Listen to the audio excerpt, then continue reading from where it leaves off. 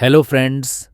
क्या आपने कभी महसूस किया है कि आप अपनी ज़िंदगी में बहुत कुछ करना चाहते हैं, लेकिन कोई अनदेखी दीवार आपको रोक रही है?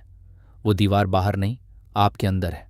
और आज हम बात कर रहे हैं ऐसी ही एक ज़बरदस्त किताब की, the power within me by Annis Fisher, जो आपको ये समझने में मदद करती है कि असली शक्ति कहीं बाहर नहीं, बल्कि आपके भीतर छुपी हुई है। ये किताब कोई मोटिवेशनल भाषण नहीं देती, ये आपको खुद से मिलने की एक गहरी यात्रा पर ले जाती है।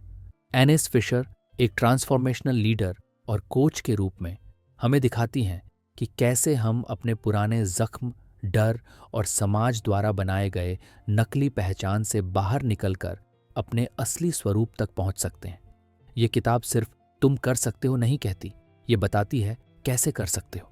यह हमें सिखाती है कि खुद को अपनाना, अपनी सच्चाई को जीना और अपने भीतर की आवाज को सुनना ही असली आत्मशक्ति है। तो दोस्तों, अगर आप अपने जीवन में बदलाव चाहते हैं, खुद को फिर से पहचानना चाहते हैं और अपनी सच्ची ताकत को जगाना चाहते हैं, तो ये वीडियो और ये किताब दोनों आपके लिए हैं। आगे बढ़ते हैं इस किताब की गहराई में और जानते हैं वो सबक जो आपकी सोच को पूरी तरह बदल सकते हैं। चैप्टर 1, खुद की खोज, हु एम आई रियली। इस अध्याय की शुरुआत होती है उस सवाल से जो हर इंसान की जिंदगी में कभी ना कभी उठता है, मैं असल में कौन हूं? एनिस फिशर हमें यह सोचने पर मजबूर करती है कि हम जिन चीजों को अपनी पहचान मानते हैं, जैसे कि हमारा काम, हमारा नाम, हमारी जाति, लिंग या समाज की राय, वो सब क्या वाकई हमारी सच्ची पहचान है, या हम इन सब लेबल्स के पीछे छुपे हुए हैं। इस अध्याय में लेखिका बताती हैं कि कैसे हम अपने बचपन, सामाजिक कंडीशनिंग और बाहरी अपेक्षाओं के कारण खुद को धीरे धीरे भूल जाते हैं। हम उस सिस्टम का हिस्सा बन जाते हैं जो हमें एक जैसा सोचने, बोलने और जीने के लिए मजबूर करता है। लेकिन इसी दौरान हम अपनी असली आवाज़ खो बैठते हैं, वो आवाज़ जो हमारे भीतर से आती है, जो हमारी आत्मा से जुड़ी होती है। अने से हमें याद दिलाती हैं कि जब हम यह सवाल पूछते हैं, मैं कौन हूं, तो हम दरअसल उस दरवाजे को खोल रहे होते हैं जिसके पार हमारी भीतर की शक्ति छुपी होती है। लेकिन उस दरवाजे के सामने सबसे बड़ी रुकावट होती है डर। डर कि अगर हमने अपनी सच्चाई को स्वीकारा तो शायद लोग हमें नकार दें, या फिर वो जिंदगी जो हमने अब तक जी है वो झूठी निकल जाए। लेकिन यही डर पार करना असली आज़ादी की शुरुआत है। इस अध्याय में एनिस अपनी खुद की यात्रा भी साझा करती हैं। जब उन्होंने एक दिन खुद से पूछा कि वो जिन भूमिकाओं को निभा रही हैं, टीचर, कोच, दोस्त, बेटी, क्या वो वाकई उनकी असली पहचान है या सिर्फ दूसरों की अपेक्षाओं का बोझ। और जब उन्होंने अपनी सच्चाई को गले लगाया, तभी उन्हें यह एहसास हुआ कि असली शक्ति बाहर नहीं, उनके भीतर थी। यह अध्याय हमें सिखाता है कि खुद को पहचानना कोई आसान काम नहीं है। ये प्रक्रिया कड़वी हो सकती है, अकेली भी, लेकिन यही प्रक्रिया हमें उस जगह तक ले जाती है जहाँ से असली आत्मविश्वास और आंतरिक शक्ति जन्म लेती है। जब हम खुद से जुड़ते हैं, तब हम बाहर की दुनिया को डर के बजाय स्पष्टता से देखने लगते हैं। अंत में एनिस एक बहुत खूबसूरत बात कहती हैं, जब आप याद करते हैं कि आप कौन हैं, तो आप अनुमति मांगने की ज़रूरत नहीं है कि आप कौन हैं। यानी जब तुम खुद को पहचान लेते हो, तो फिर दुनिया से इजाज़त मांगने की ज़रूरत ही नहीं होती। तो दोस्तों, अगर आप भी अपनी पहचान को लेकर उलझे हुए हैं, तो यह अध्याय आपको उस सफ़र पर ले जाएगा जहाँ से असली परिवर्तन शुरू होता है। ये सिर्फ एक किताब नहीं, ये एक आईना है जो आपको आपका असली रूप दिखाता है। चैप्टर 2, भूलने के लिए याद करना। याद करने के लिए पहले भूलना पड़ता है। क्या आपने कभी सोचा है कि हमारे भीतर की शक्ति को खोजने में सबसे बड़ा रोड़ा क्या है? वो है जो हमें सिखाया गया है, वो सब जो हमने सालों से मान लिया है कि यही सच है। लेकिन इस अध्याय में एनिस फिशर एक गहरी बात कहती हैं, to truly remember who you are, you must first unlearn who they told you to be. यानी अगर आपको खुद को सच में पहचानना है, तो पहले वो सब कुछ भूलना होगा जो दूसरों ने आपको बताया था कि आप क्या हो। यह अध्याय आत्मा की सफाई जैसा है। हम सब किसी न किसी सिस्टम का हिस्सा रहे हैं, परिवार का, स्कूल का, समाज का और कई बार धर्म या संस्कृति का भी। इन सब ने हमें यह बताया कि हमें कैसा दिखना चाहिए, कैसा बोलना चाहिए, क्या सोचना चाहिए और यहाँ तक कि क्या महसूस करना चाहिए। धीरे धीरे हमने उन मानकों को ही अपनी सच्चाई मान लिया। लेकिन जब भीतर से कोई आवाज़ कहती है कि नहीं, मैं इससे अलग हूँ, तब टकराव शुरू होता है। एनेस इस अध्याय में उन मानसिक जंजीरों को तोड़ने की बात करती है जो हमें कमज़ोर, अपर्याप्त या गलत महसूस कराती हैं। ये अध्याय एक गहरी खुदाई है जहां हम उन झूठी धारणाओं को निकाल कर फेंकते हैं जो दूसरों ने हमारे अंदर बो दी थी। जैसे, तुम बहुत भावुक हो, तुमसे ये नहीं होगा, तुम बस इतने ही लायक हो। ये वाक्य नहीं, जहर हैं जो आत्मा को धीरे धीरे मारते हैं। एनेस बताती हैं कि अनलर्निंग का मतलब है पुराने पैटर्न्स को तोड़ना, और ये कोई आसान काम नहीं। कभी कभी इसका मतलब होता है उन रिश्तों से दूरी बनाना जो आपको नीचा दिखाते हैं। कभी कभी इसका मतलब होता है अपने अंदर छिपी आवाज़ को पहली बार सुनना और मानना कि वो ही असली है। यह अध्याय उन लोगों के लिए खास है जो अपने अंदर की सच्चाई को तो महसूस करते हैं लेकिन उसे अपनाने से डरते हैं। एनीस खुद के उदाहरण से बताती हैं कि कैसे उन्होंने एक समय तक अपने आप को दूसरों की नज़रों से देखा, लेकिन जब उन्होंने वो सीखा हुआ सच तोड़ दिया तब उन्हें अपनी आत्मा का असली रूप दिखा। और यहीं से शुरू होता है असली ट्रांसफॉर्मेशन। यह अध्याय हमें सिखाता है कि सीखना उतना ज़रूरी नहीं जितना भूलना ज़रूरी है। वो सब जो हमारी असली ताकत पर पर्दा डाले हुए है। क्योंकि जब आप भूलते हैं कि समाज ने क्या कहा, तभी आप याद कर सकते हैं कि आपकी आत्मा क्या कहती है। तो दोस्तों, अगर आप भी अपनी सच्चाई तक पहुंचना चाहते हैं तो ये अध्याय आपको सिखाएगा कि पहला कदम है खुद को उन पुरानी कहानियों से आज़ाद करना जो कभी आपकी नहीं थी। यह अध्याय एक आह्वान है खुद के लिए खड़े होने का और खुद को दोबारा याद करने का। चैप्टर 3, द मिरर डजंट लाई। आईना कभी झूठ नहीं बोलता। कभी आपने आईने में खुद को देखते हुए सिर्फ चेहरा नहीं बल्कि अपनी आत्मा को देखने की कोशिश की है। एनेस फिशर इस अध्याय में हमें उसी आईने के सामने लाकर खड़ा कर देती है, लेकिन ये आईना बाहर का नहीं, भीतर का होता है। एक ऐसा आईना जो हमें वो दिखाता है जिससे हम अक्सर भागते हैं, हमारी असली सच्चाई। इस अध्याय का नाम है द मिरर डजंट लाई, और इसका अर्थ है जब आप खुद को सच में देखना शुरू करते हैं तो कोई भी मुखौटा नहीं टिकता। ये अध्याय हमें सिखाता है कि हम अपने जीवन में बहुत बार दूसरों की उम्मीदों पर खरे उतरने के लिए एक नकली छवि बना लेते हैं।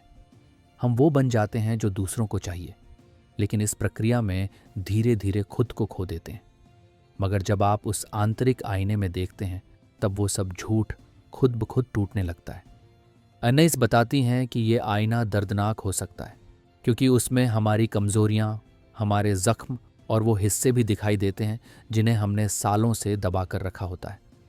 लेकिन इसी आईने में वो भीतर की शक्ति भी छुपी होती है, वो ताकत जो तब जागती है जब आप खुद को पूरी तरह स्वीकार कर लेते हैं, बिना शर्म, बिना डर और बिना बहाने। यह अध्याय हमें चुनौती देता है कि हम खुद से न भागें। जब आप सुबह उठें और खुद को आईने में देखें तो अपने आप से पूछें, क्या मैं आज भी वही इंसान हूं जो मुझे बनना था?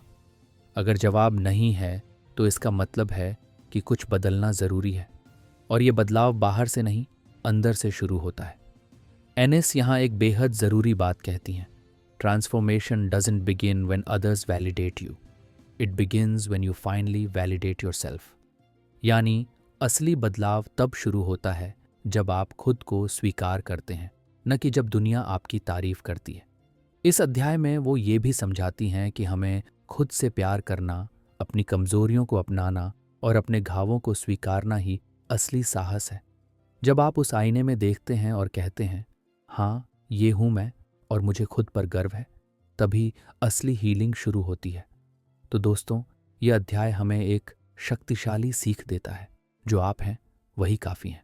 नकली मुखौटों से आज़ाद होकर अपने सच्चे चेहरे को स्वीकार करना ही वो यात्रा है जो हमें हमारे भीतर की शक्ति तक पहुंचाती है। Chapter 4, feel it to heal it. महसूस करो तभी ठीक हो पाओगे। क्या आपने कभी अपने जज्बातों को नज़रअंदाज किया है? कभी सोचा है कि अगर मैं रो पड़ा तो लोग मुझे कमज़ोर समझेंगे, या अगर मैंने गुस्सा दिखाया तो लोग मुझे असंवेदनशील कहेंगे? एनेस फिशर इस अध्याय में एक बहुत ही गहरी और ज़रूरी बात कहती हैं, you can't heal what you won't feel. यानी जब तक आप अपनी भावनाओं को महसूस नहीं करेंगे तब तक आप उन्हें ठीक नहीं कर पाएंगे। यह अध्याय शुरू होता है उस दर्द के जिक्र से जो हम सब के अंदर छुपा होता है। कभी चाइल्डहुड ट्रॉमा, कभी रिश्तों की चोट, कभी पहचान की लड़ाई, या कभी खुद से जुड़ी निराशा। एनिस कहती हैं कि हम में से ज्यादातर लोग उस दर्द से भागते हैं। हम उसे दबा देते हैं, दूसरों पर निकालते हैं, या फिर अपने आप को इतना बिजी कर लेते हैं कि सोचने का वक्त ही न मिले। लेकिन यही बचने की कोशिश हमें अंदर से तोड़ती रहती है। इस अध्याय में एनिस हमें सिखाती है कि भावनाओं को दबाना, उन्हें मिटाना नहीं होता। वो अंदर ही अंदर इकट्ठा होती रहती हैं और एक दिन फूट पड़ती हैं, एंग्जाइटी, डिप्रेशन, फ्रस्ट्रेशन या रिश्तों के टूटने के रूप में। लेकिन जब आप खुद को इजाज़त देते हैं दुखी होने की, गुस्सा होने की, डरने की, तब हीलिंग की शुरुआत होती है। वो बताती हैं कि समाज ने हमें सिखाया है कि मजबूत बनने का मतलब है फील मत करो, लेकिन असली ताकत तो वही होती है जो अपने हर जज्बात को खुलकर महसूस करने की हिम्मत रखती है। क्योंकि जो इंसान रोने से नहीं डरता वही दिल से मुस्कुरा पाता है। जो अपने गुस्से को पहचानता है वही उसे प्रेम में बदलने की काबिलियत रखता है।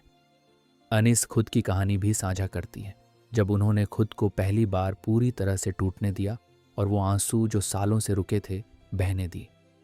उन्होंने उस दर्द को महसूस किया जो वो वर्षों से झेल रही थी लेकिन दबाए जा रही थी, और उसी क्षण उन्हें वो हल्कापन महसूस हुआ जो किसी कंधे से वर्षों पुराना बोझ उतर जाने जैसा था।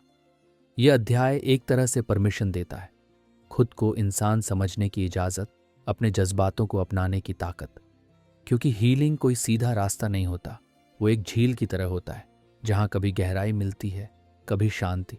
लेकिन जब आप डूबने से नहीं डरते तब आप तैरना सीखते हैं। तो दोस्तों, अगर आप भी भीतर से खुद को हील करना चाहते हैं, अगर आप उस घाव को भरना चाहते हैं जिसे आप सालों से नज़रअंदाज करते आ रहे हैं, तो इस अध्याय की सबसे बड़ी सीख है feel it to heal it. क्योंकि सच्ची ताकत वही है जो अपने दर्द को छूने से नहीं डरती। Chapter 5, boundaries are self love. सीमाएं बनाना खुद से प्यार करना है। क्या आप कभी किसी रिश्ते में इतना डूब गए कि आपने खुद को ही खो दिया? क्या आप बार बार हाँ कहते रहे जबकि आपका दिल जोर से ना चिल्ला रहा था? एनिस फिशर इस अध्याय में हमें सिखाती हैं कि सीमा बनाना मतलब दीवार खड़ी करना नहीं होता, बल्कि खुद को बचाना होता है। यह अध्याय बताता है कि boundaries are not about keeping people out, they are about keeping yourself in. हमारे समाज में बाउंड्रीज को अक्सर गलत समझा जाता है। अगर कोई इंसान कह दे मैं अभी बात नहीं कर सकता, तो लोग उसे बेरुखी समझ लेते हैं। लेकिन एनिस कहती हैं कि ये बेरुखी नहीं, बल्कि खुद की सुरक्षा की भाषा है। एक ऐसी भाषा जो हमें बताती है कि हमारी ऊर्जा, हमारा समय और हमारी शांति कितनी कीमती है। इस अध्याय में एनिस एक अहम सवाल उठाती हैं। क्या आप वाकई वो सब कर रहे हैं जो आप चाहते हैं, या बस इसलिए कर रहे हैं क्योंकि आप किसी को नाराज नहीं करना चाहते? और यहीं से शुरू होती है सेल्फ लव की असली परिभाषा। जब आप हर चीज़, हर इंसान, हर उम्मीद को बिना सवाल किए स्वीकार करते हैं, तो धीरे धीरे आप खुद से दूर होते जाते हैं। वो बताती हैं कि बाउंड्रीज बनाना आसान नहीं होता, क्योंकि बचपन से हमें सिखाया गया है कि दूसरों को खुश करना ही अच्छा इंसान बनने की निशानी है। लेकिन क्या फ़ायदा उस अच्छाई का जो आपकी आत्मा को ही थका दे? इस अध्याय में एनिस ये समझाती हैं कि ना कहना कोई गुनाह नहीं है, बल्कि वो एक घोषणा है कि आप अपनी ज़रूरतों को महत्व दे रहे हैं। एनिस अपनी ज़िंदगी से भी उदाहरण देती हैं, जब उन्होंने पहली बार किसी करीबी से कहा मुझे थोड़ा स्पेस चाहिए। शुरुआत में डर लगा, गिल्ट हुआ, पर जैसे ही उन्होंने खुद को इजाज़त दी सीमाएं तय करने की, उनकी आत्मा ने सुकून की सांस ली। और तभी उन्हें एहसास हुआ कि बाउंड्रीज बनाना सिर्फ खुद को बचाने का नहीं, खुद से प्यार जताने का तरीका है। यह अध्याय दर्शकों को एक शक्तिशाली सीख देता है कि आपकी सीमाएं आपकी कमजोरी नहीं, बल्कि आपकी पहचान है। जब आप अपनी स्पेस की इज्जत करते हैं, तभी दुनिया भी आपकी इज्जत करना सीखती है। और बाउंड्रीज तब और ज़रूरी हो जाती हैं जब आप हीलिंग की यात्रा पर होते हैं, क्योंकि उस समय आपकी ऊर्जा बेहद नाजुक होती है और हर हाँ जो दिल से न निकली हो वो आपके विकास को रोक सकती है। तो दोस्तों, यह अध्याय हमें ये सिखाता है कि किसी को ना कहना खुद को हाँ कहने की शुरुआत होती है। और जब आप खुद को हाँ कहते हैं तब आपकी आत्मा खिलने लगती है। Chapter 6 authenticity is freedom. असली खुद को जीना ही असली आज़ादी है। क्या आप जानते हैं कि दुनिया का सबसे बड़ा बोझ क्या होता है? किसी और का नकाब पहनकर जिंदगी जीना। एनिस फिशर इस अध्याय में एक क्रांतिकारी विचार सामने रखती हैं कि जब तक आप खुद को पूरी तरह सच नहीं जीते तब तक आप आज़ाद नहीं हैं। यह अध्याय एक आह्वान है, be brave enough to be real, यानी इतने बहादुर बनो कि खुद के असली रूप को दुनिया के सामने रख सको। एनिस कहती हैं कि हम सब ने अपने भीतर एक पब्लिक वर्जन बना रखा है, वो जो लोगों को पसंद आए, जो जज ना हो, जो परफेक्ट दिखे। हम हर समय इस सोच में रहते हैं कि लोग क्या कहेंगे, क्या ये वर्जन उन्हें अच्छा लगेगा, क्या मैं किसी की उम्मीद पर खरा उतर रहा हूं? और इस कोशिश में हम अपने असली सेल्फ को धीरे धीरे खो देते हैं। लेकिन यह अध्याय कहता है कि सच्ची आज़ादी तब मिलती है जब आप दिखावा करना छोड़ देते हैं, जब आप अपने गुस्से, डर, दर्द, प्यार और पागलपन सबको वैसे ही अपनाते हैं जैसे वो हैं। क्योंकि असली ताकत इस बात में नहीं कि आप कितने परफेक्ट दिखते हो, बल्कि इस बात में है कि आप कितने सच्चे हो। एनिस यहाँ ये भी बताती हैं कि ऑथेंटिसिटी डरावनी हो सकती है, क्योंकि जब आप सच में खुद बनते हो तब रिजेक्शन का डर और बढ़ जाता है। लेकिन साथ ही वो ये भी कहती हैं, जो लोग आपके सच से डरते हैं वो आपके सफ़र का हिस्सा नहीं बनने चाहिए। और यही सबसे बड़ी पहचान होती है कि कौन आपके अपने हैं, जो आपको वैसे ही स्वीकारते हैं जैसे आप हैं, बिना नकाब। यह अध्याय उन सभी लोगों के लिए है जो हर दिन एक नकली मुस्कान पहनकर चलते हैं, जो अपने असली विचारों को इसलिए दबाते हैं क्योंकि डर है कि कोई नाराज ना हो जाए। लेकिन एनिस यहाँ स्पष्ट कहती हैं, the cost of hiding is too high, यानी खुद को छुपाना आपकी आत्मा की कीमत पर होता है। वो खुद का उदाहरण देती हैं, जब उन्होंने पहली बार अपने कॉलीग्स के सामने खुलकर कहा कि आज मैं ठीक नहीं हूं, और जब उन्होंने अपने किसी रिश्ते में साफ कहा कि मुझे ऐसे नहीं जीना। शुरुआत में अकेलापन लगा, डर लगा, लेकिन धीरे धीरे उन्होंने महसूस किया कि यही तो असली राहत है। जब आप किसी भी कमरे में घुसें और सोचें नहीं कि कौन सा चेहरा पहनना है। ऑथेंटिसिटी इस अध्याय के अनुसार कोई मंजिल नहीं, बल्कि एक डेली प्रैक्टिस है। हर दिन अपने भीतर झांकना, हर दिन खुद को टटोलना कि क्या आज मैंने अपने असली सेल्फ को जिया। और अगर जवाब हाँ है तो वही है असली जीत। तो दोस्तों, अगर आप सच में आज़ादी चाहते हैं, भीड़ से नहीं, दुनिया से नहीं, खुद से, तो पहला कदम है बी ऑथेंटिक। नकलीपन की जंजीरों को तोड़िए और खुद से ये वादा कीजिए कि अब मैं वही बनूंगा, बनूंगी जो मैं सच में हूं।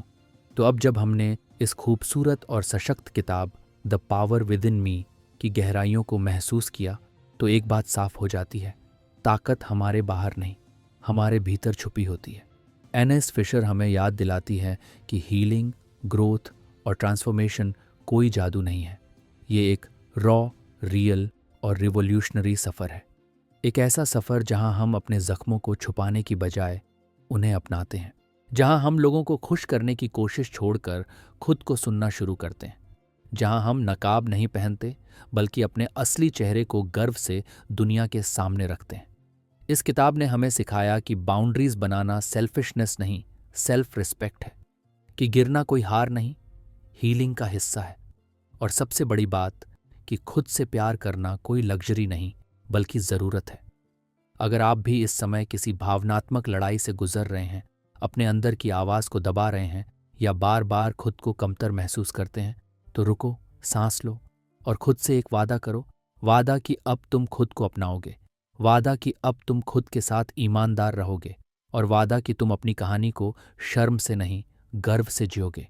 क्योंकि द पावर विद इन मी सिर्फ एक किताब नहीं, ये एक मूवमेंट है, अपने भीतर छुपी शक्ति को पहचानने, अपनाने और जीने का। तो दोस्तों, आज के बाद जब भी कोई पूछे कि असली ताकत क्या होती है, बस आईने में देख लेना। Thank you so much for watching. अगर ये वीडियो आपको पसंद आया हो तो लाइक, शेयर और कमेंट ज़रूर करें, और ऐसे ही और वीडियो के लिए बुक्स इंस्पायर चैनल को सब्सक्राइब करना न भूलें। आपकी ताकत आपके अंदर है, बस उसे पहचानो और उसे जी लो।